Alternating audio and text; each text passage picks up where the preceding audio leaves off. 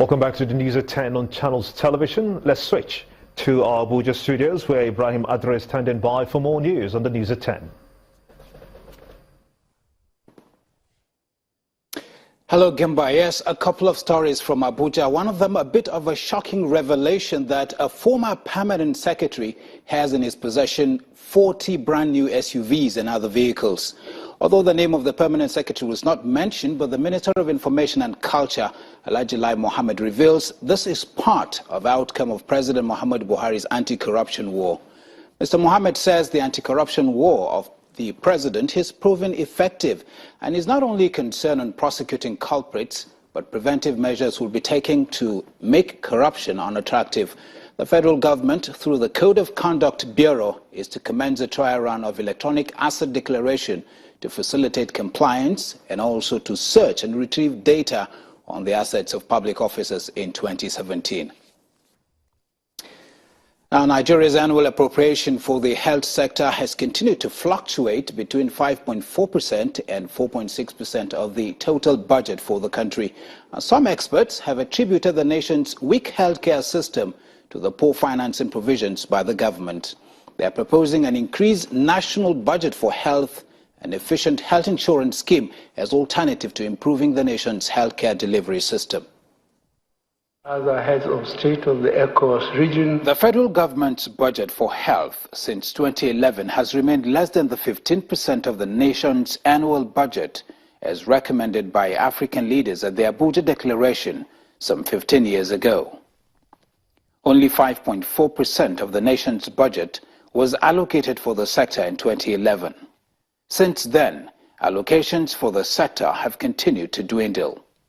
Recently, the Director of Public Health at the Federal Ministry of Health, during the annual public lecture on health financing, says the poor budgetary allocation to the sector has made it difficult to ensure efficient healthcare service delivery over the years. Public health expenditure as a percentage of total health expenditure needs to increase from its current 25% to ensure an equitable delivery of services. Unfortunately, our budgetary allocation has remained below 15% signed by the Nigerian government during the Abuja Declaration meeting. Meanwhile, the Minister of Health has called for an increased budgetary allocation for the sector. There cannot be any alternative to financing health other than for us to pull money together to fund health. No alternative. We must find the money. And what are the sources? The national budget. He called on state governments to seek alternative revenue sources to fund the sector. We need to tax some essential activities, alcohol, tobacco, and find money. The 2015 UNICEF Maternal and Child Health Report shows that Nigeria is the second largest contributor to the global child and maternal mortality rate. Health experts are hopeful that if the 87 billion naira proposed by the federal government to fund the sector in 2017 is approved and implemented, the narratives could change for the better. Now let's get back to Gimba for more reports, including business and the very latest from the world of sports. Gimba, it's back to you. Brilliant, many thanks indeed, Ibrahim, for those stories from our Abuja studios. Some residents of Ibafo and Magboro in Ogun State are celebrating the restoration of electricity to their communities after a decade of power outage. They are, however, hopeful that this new lease of life will be extended to other areas affected. Our correspondent Chris Illams now reports. We are trying to let them know that we want to bring power supply back to Mowe Ibafo axis by Christmas time this year. It's already 6 weeks after the promise was made by management of IBEDC. And now the scenario appears different.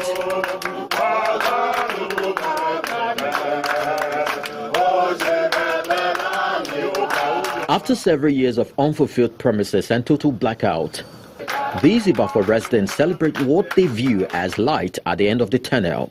During the past interview and my visit to your studio, I was not smiling at all because I was not happy. They were being in darkness for 12 years. But to God be the glory, on the 25th of this month, which is Christmas Day, the Ibadan Disco, they make good their promise. It has taken a lot of effort to get to this point. series of meetings, follow-ups, and even presentation at the floor of the National Assembly. For these, their federal representative is grateful. We have seen light means definitely there will be light. And we have not just seen light. Even people that are given frequent supply of light, sometimes they only just have 5 minutes. At the time of our visit, there was no power supply. Some residents claim this is as a result of ongoing maintenance exercise by technicians of IBEDC. Not that it's permanently on, but they are testing it. From one pole to another, anywhere they see for they off it again. Just for 10 minutes, 30 minutes, they off it again. Further down Okeafa, Magboro, are some fallen cables and poles, which the residents adduce to a long time of inactivity.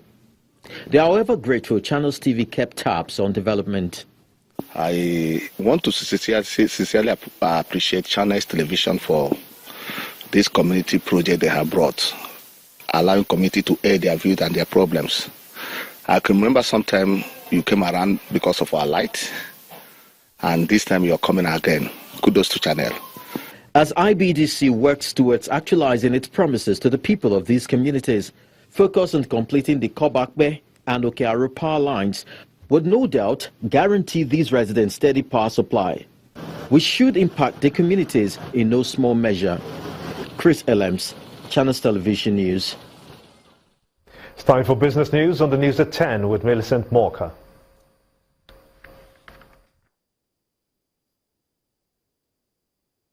You first. First Bank.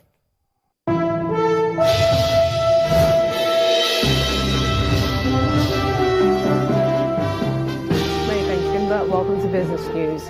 For 8 months in the outgoing year, the payouts by the Federal Accounts Allocation Committee to 3 tiers of government fell below 500 billion naira.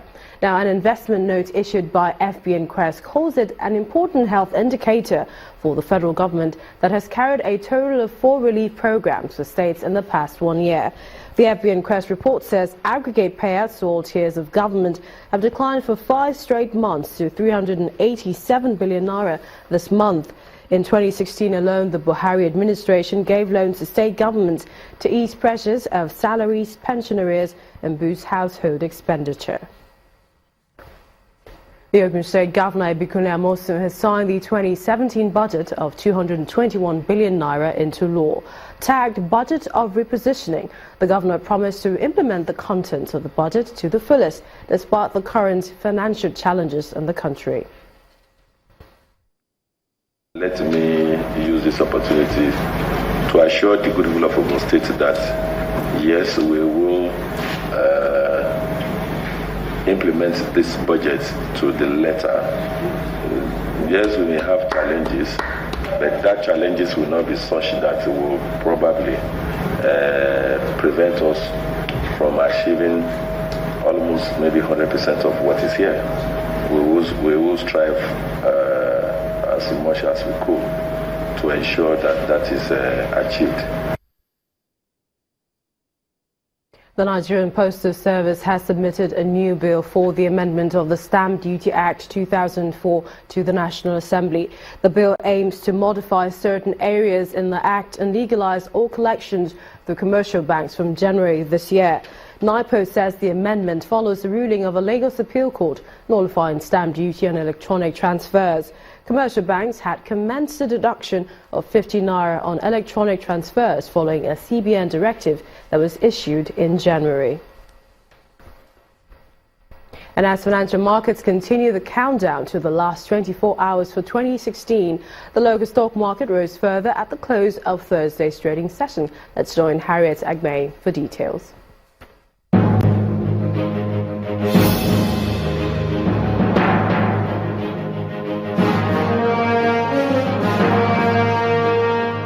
The rally at the Nigerian stock market enters the second day to the final session for 2016, with a 35 basis points increase in the all-share index and more than 30 billion naira rise in total market value.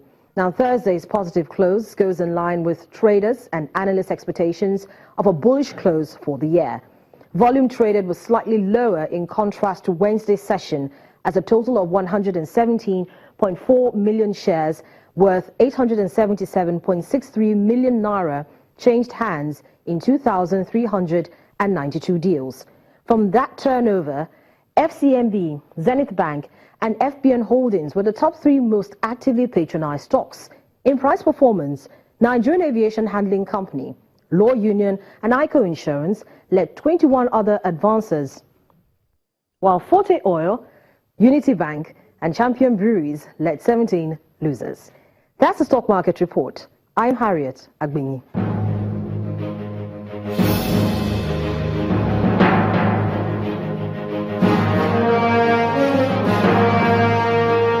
Many thanks, Harriet. It's a record close for Britain's FTSE 100, which ended Thursday's session at record high in contrast to its counterparts in Europe, the US and Asia. Here's a look at the closing numbers.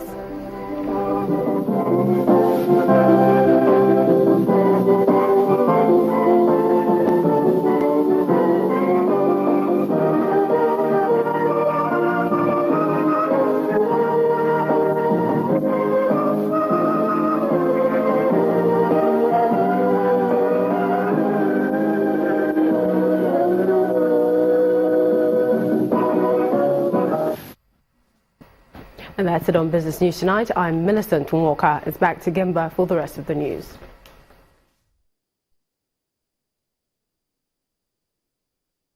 You first. First Bank. Next on the news at 10, Argentine striker Carlos Tevez becomes world's highest paid footballer after signing a $41 million a year contract with Chinese club Shanghai Xinhua. That's the sports news. Stay with us.